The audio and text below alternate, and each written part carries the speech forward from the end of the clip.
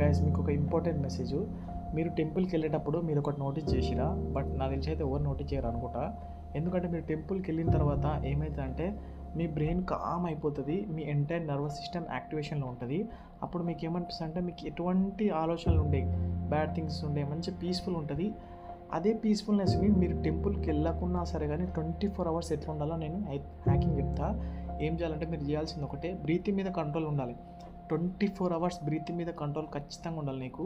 24 hours breathing మీద control చేసుకున్నావు అనుకో, నిన్ను నువ్వు నిర్ణయించుకుంటావు అనమాట. ఏం నిర్ణయించుకున్నావు అంటే ఏదైనా కంట్రోల్ చేయగలుగుతావు. నీకు నేచర్ కూడా హెల్ప్ చేస్తుంది, ప్రతి విషయంలో హెల్ప్ చేస్తుంది మీకు నేచర్ అయితే. మనం పీల్చుకున్న గాలి అసలు దాని మీద ధ్యాస ఉండదు. పెద్దోళ్ళు అంటారు, అరే నువ్వు ధ్యాస పెట్టి పోరా అంటే, మీరు ధ్యాస పెడతారంటే ఈడ పెడతారు. ఈడగా ధ్యాస పెట్టేది ఈడ పెట్టాలి. ఈడ ధ్యాస పెట్టారనుకో ఎంటైర్ నర్వస్ సిస్టమ్ మొత్తం యాక్టివేషన్లో ఉంటుంది.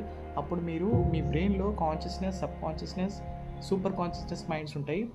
మీరు ఈ బ్రీతింగ్ని యాక్టివేషన్ చేసినప్పుడు కాన్షియస్ మైండ్లోనే ఉంటారనమాట.